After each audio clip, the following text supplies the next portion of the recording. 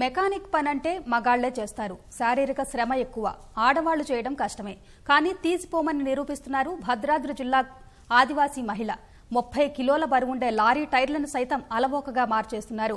పెద్ద వాహనాల టైర్లకు పంక్చర్ వేయడం, వెల్డింగ్, డ్రిల్లింగ్ వంటి పనులు అవలీలగా చేస్తూ ఔరా అనిపిస్తోంది. పిల్లలకు మంచి భవిష్యత్ ఇవ్వాలి, ఉండదానికో గూడు కావాలి. అందుకోసం భర్త వృత్తినే భుజస్కంధాలపైన వేసుకున్నారు.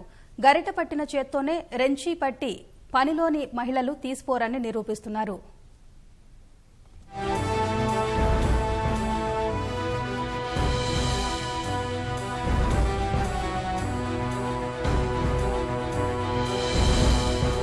భద్రాద్రి కొత్తగూడెం జిల్లా సుజాతానగర్ అంజనాపురం. అక్కడ ఓ మెకానిక్ షెడ్డు. పెద్ద పెద్ద వాహనాలు పంచర్ కోసం వస్తాయి.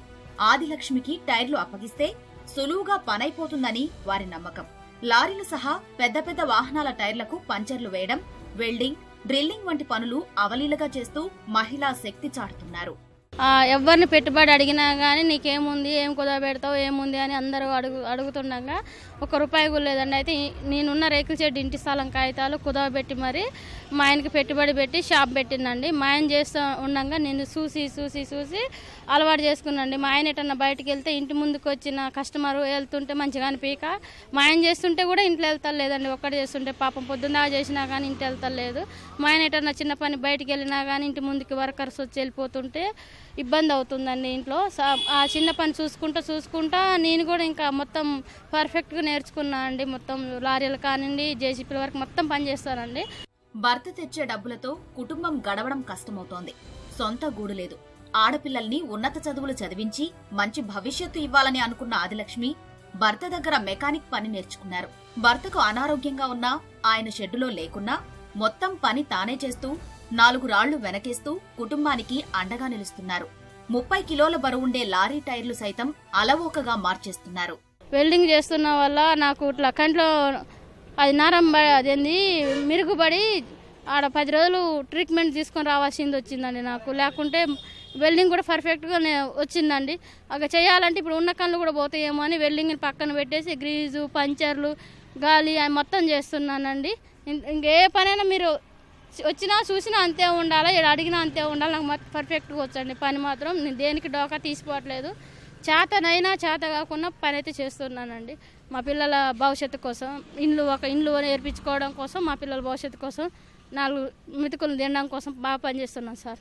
లారీలు, ఇతర పెద్ద వాహనాల డ్రైవర్లు ఇలా వెళ్లి అలా టీ తాగొచ్చేలోపే టైర్లు మార్చేయడం, పంచర్ వేయడంలో ఆదిలక్ష్మి నైపుణ్యం సాధించారు. భార్య చేస్తున్న పనిని చూసి భర్త భద్రం మురిసిపోతున్నారు. బరువు పని చేయగలుగుతుంది. లారీ టైర్లైనా నేను బయటికి పోయినా కూడా ఆమె చేసుకునే సత్తా ఉందండి. ఏ టైర్, లారీ టైర్లైనా ఏ టైర్లైనా చేయగలుగుతుంది. నేను నేర్పిన అట్లా పని ఇట్లా నేర్చుకున్నది నాతో. ఏదైనా చేయగలుగుతుంది. పిల్లల ఆధారం కోసం మేము కష్టపడి మగవారి కంటే కూడా ధీటుగా ఈ ప్రాంతంలో కష్టపడి పనిచేస్తుంది.